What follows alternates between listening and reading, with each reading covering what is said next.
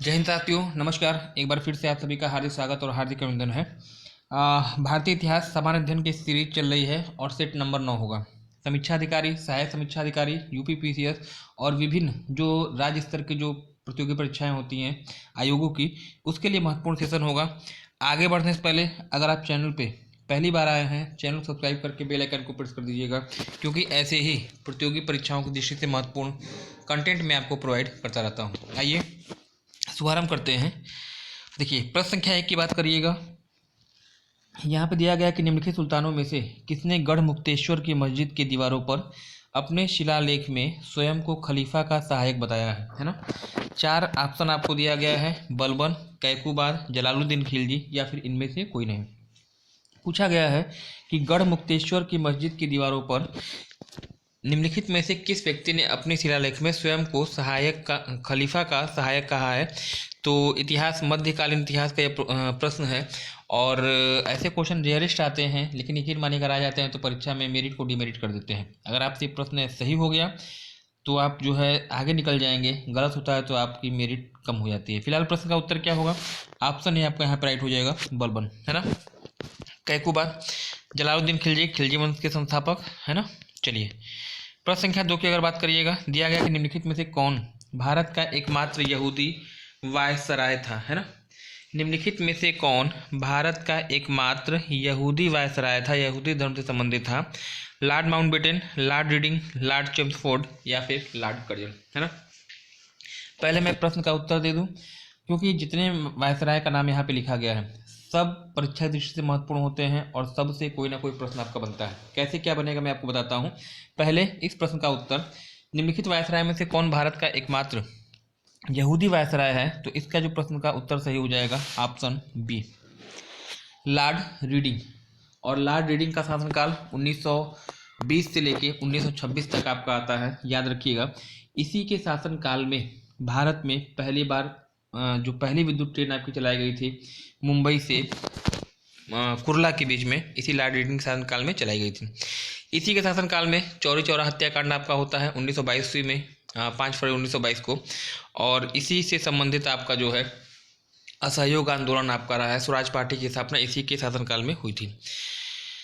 Lord Chelmsford की अगर बात कर लीजिएगा, चेम्सफोर्ड ये जो है आपके 1916 से लेकर 1919 के बीच में आते हैं। इनके शासनकाल में रॉलेट एक्ट आता है 13 फरवरी से 1919 को, और इन्हीं के शासनकाल में जो है इस एक्ट का विरोध करते हुए जो है आपका होता है, बता दीजिएगा, जलियांवाला बाग हत्याकांड, है ना। पूछा जाता है कि किसके शासनकाल में भारत में जलियांवाला बाग हत्याकांड हुआ था? चेम्सफोर्ड के शासनकाल में, है ना।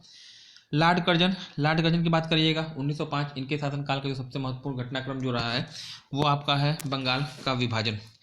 फूट डालो और राज करो की नीति इसने अपनाई थी, हिंदू मुस्लिम के बीच में जो है दरार पैदा की और बंगाल को 2 भागों में डिवाइड कर दिया था 16 अप्रैल सन 1905 को, है ना। लॉर्ड माउंटबेटन, इन्हीं के शासनकाल में जो है भारत स्वतंत्रता अधिनियम आता है और भारत जो है आपका क्या होता है, अंग्रेजों से आज़ाद हो जाता है। चलिए, प्रश्न संख्या अगर प्रश्न संख्या 3 की अगर बात करिएगा, तो यहाँ पे दिया गया कि निम्नलिखित में से प्रथम साम्यवादी राज्य सरकार का गठन किस वर्ष किया गया था? केरल में। केरल में प्रथम साम्यवादी सरकार, राज्य सरकार का गठन किस वर्ष किया गया था, ये आपसे पूछा गया है। 1957 है, 1953 है, 1956 है या फिर इनमें से कोई नहीं है। प्रथम साम्यवादी सरकार का गठन किस वर्ष हुआ था? ऑप्शन ए आपका यहाँ पे सही हो जाएगा, 1957। प्रश्न संख्या अगर यहाँ पे 4 की अगर बात करिए, ख्वाजा मोइनुद्दीन चिश्ती शिष्य थे, किसके शिष्य थे, यह आपसे पूछा गया है। ऐसे भी क्वेश्चन आपको एग्जाम में मिलने वाले हैं। ख्वाजा मोइनुद्दीन चिश्ती किसके शिष्य थे? ख्वाजा उस्मान हारूनी, अब्दुल कादिर जिलानी, ख्वाजा मौदूद और एक आपका दिया है ख्वाजा अबू यूसुफ, है ना। तो इस प्रश्न का जो सही उत्तर आपका होगा ऑप्शन ए, ख्वाजा उस्मान हारूनी के शिष्य आपके ख्वाजा मोइनुद्दीन चिश्ती थे। और आप मुझे कमेंट सेक्शन में कमेंट करके बताइएगा कि ख्वाजा मोइनुद्दीन चिश्ती की दरगाह भारत के किस राज्य में या किस शहर में स्थित है? कमेंट सेक्शन में आप कमेंट करके मुझे बताएंगे। प्रश्न संख्या 5 की अगर बात कर लीजिएगा, निम्नलिखित हिंदी की रचनाओं में से कौन सबसे पहले लिखी गई थी? 4 रचनाओं का नाम दिया गया है। पूछा गया है कि इन रचनाओं में सबसे पहले लिखी जाने वाली कौन थी? कृति थी, कौन सी रचना थी? मृगावती, इंद्रावती, मधुमालती और पद्मावती। इस प्रश्न का जो सही उत्तर आपका होगा ऑप्शन ए, सॉरी, हाँ, इस प्रश्न का जो सही उत्तर आपका हो जाएगा ऑप्शन ए यानी मृगावती। प्रश्न संख्या 6 की अगर बात कर लीजिएगा, यहाँ पे दिया गया कि निम्नलिखित में से कौन सांस्कृतिक विलंबना का कारण नहीं है ना? निम्नलिखित में से कौन सांस्कृतिक विलंबना का कारक नहीं है? धर्म, कानून, राजनीति या फिर परंपरा। सांस्कृतिक विलंबना की बात हो रही है, धर्म संबंधित है, राजनीति आपका संबंधित है और कानून आपका संबंधित है सांस्कृतिक विलंबना से। ऑप्शन बी आपका यहाँ पे सही हो जाएगा, कानून। कानून जो है इसके अधिकार क्षेत्र में नहीं आता है। ऑप्शन बी आपका यहाँ पे राइट होने जा रहा है।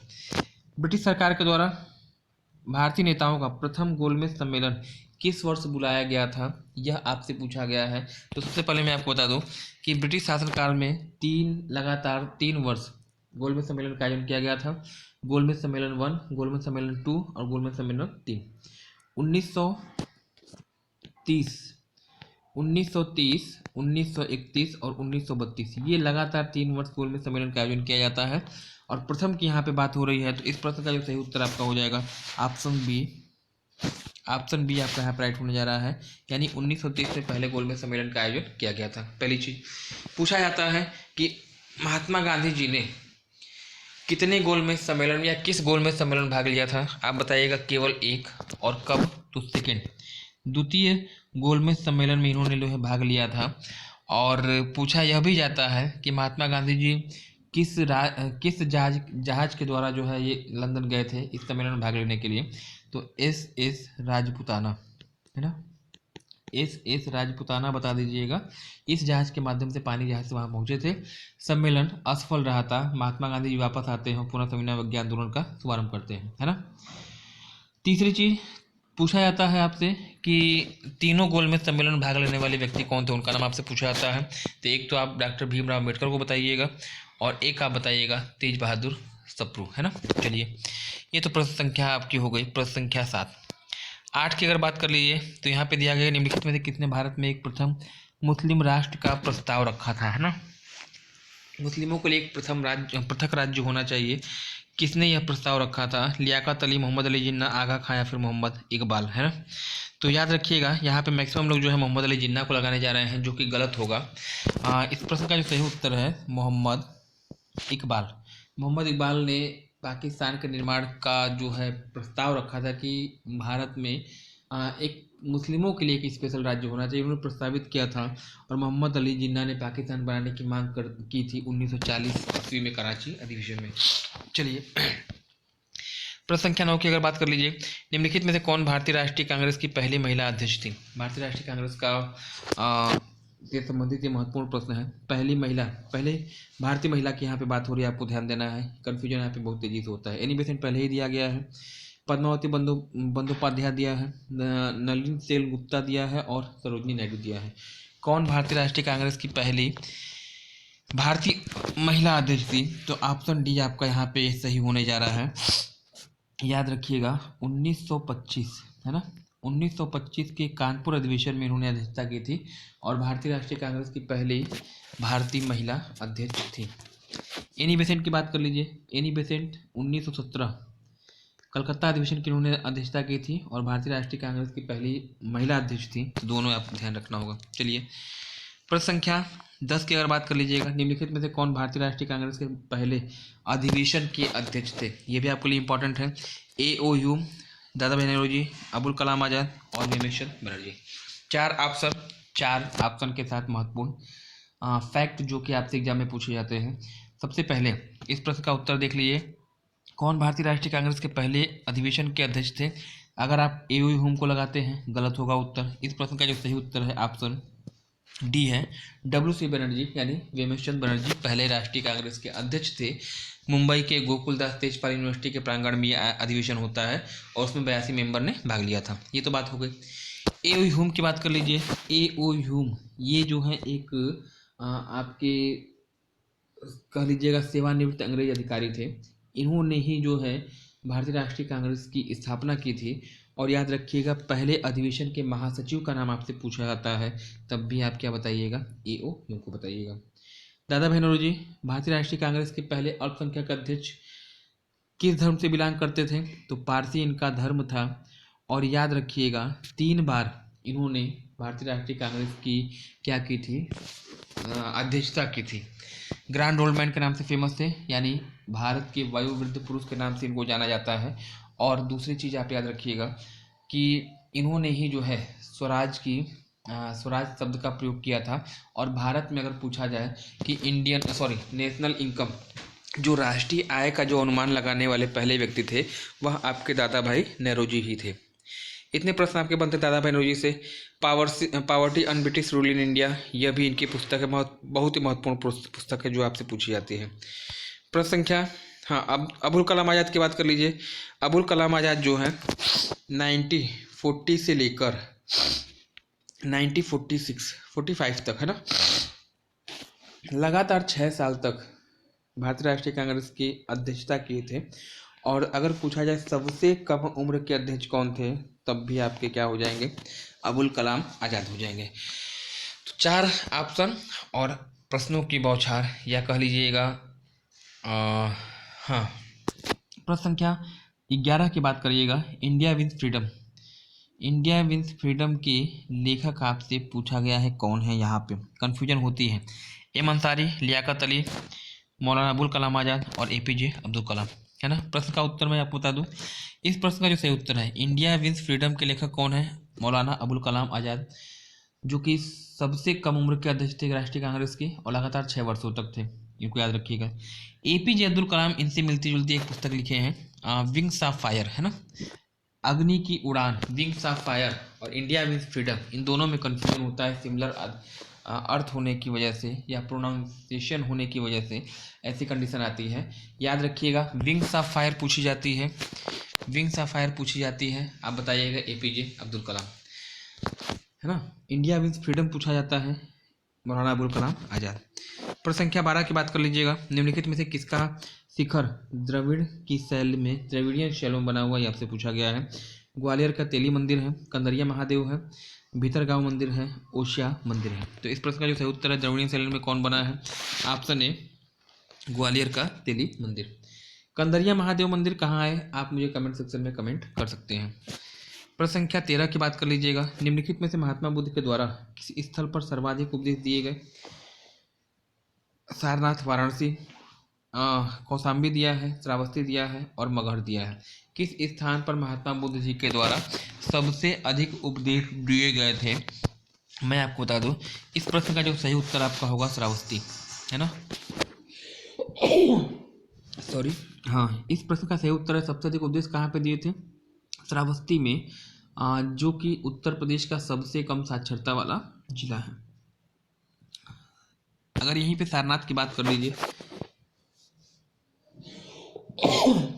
सारनाथ की आप बात करिएगा, यहाँ पे दिया गया है कि सारनाथ वाराणसी में इन्होंने अपना पहला उपदेश दिया था, अपने पंच प्यारों को दिया था, है ना, और उसी को आप क्या कहते हैं, धर्म चक्र प्रवर्तन के नाम से जानते हैं। कौशाम्बी की बात कर लीजिए, कौशाम्बी बौद्ध धर्म और जैन धर्म दोनों का मिलन बिंदु है ना। 4 की बात करिएगा। निम्नलिखित में से किस परिवार ने सर्वप्रथम अकबर से वैवाहिक संबंध स्थापित किए थे, आपसे पूछा है, इंपॉर्टेंट क्वेश्चन होगा। कछवाहा, राठौर, चौहान या फिर चंबा। इस प्रश्न का जो सही उत्तर है ऑप्शन ए कछवाहा। कछवाहों ने अकबर से सबसे पहला कह लीजिएगा इन्होंने वैवाहिक संबंध स्थापित किया था, इसके बाद धीरे धीरे जो है आपका कारवां बढ़ता गया। आज के सेशन का अंतिम क्वेश्चन, प्रश्न संख्या 15 की बात करिएगा। निम्नलिखित में से कौन इल्तुतमिश के शासनकाल में सल्तनत की राजधानी भी थी, कौन सा शहर इल्तुतमिश के शासनकाल में सल्तनत की राजधानी थी, दिल्ली, बदायूं, आगरा या फिर लाहौर। इस प्रश्न का जो सही उत्तर आपका होगा ऑप्शन ए होगा, दिल्ली होगा, है ना। तो ये रहे महत्वपूर्ण प्रश्न, उम्मीद है कि आप सभी को पसंद आए होंगे। प्रॉपर इनका नोट तैयार करिएगा।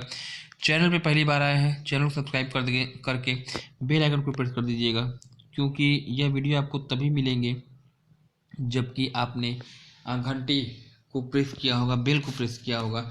जैसे ही मैं कोई वीडियो डालता हूँ, जनरली अगर देखा जाए तो यह वीडियो, इस प्रकार की वीडियो मैं सवेरे, देखिए इस समय जो आपकी सीरीज जो चल रही है, यह वीडियो आपको सवेरे अर्ली मॉर्निंग आपको 6 बजे मिलते हैं, है ना, 6 बजे मिलते हैं सुबह के समय, जग जाते हैं तो अच्छी बात है, ज़रूर जुड़िएगा।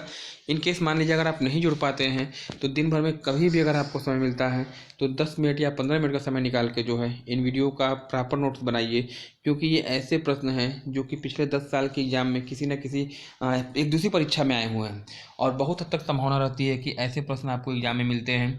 स्पेशली अगर आप किसी भी आयोग की, किसी भी राज्य स्तर के लोक सेवा आयोग की परीक्षाओं की तैयारी कर रहे हैं तो यह प्रश्न आपके लिए जो है रामबाण साबित होंगे। इनका प्रॉपर कलेक्शन तैयार करिएगा, नोट्स तैयार करिएगा और जब भी आपका एग्ज़ाम हो 15 से 20 दिन पहले इसको कल सरसरी निगाह से देख लीजिए।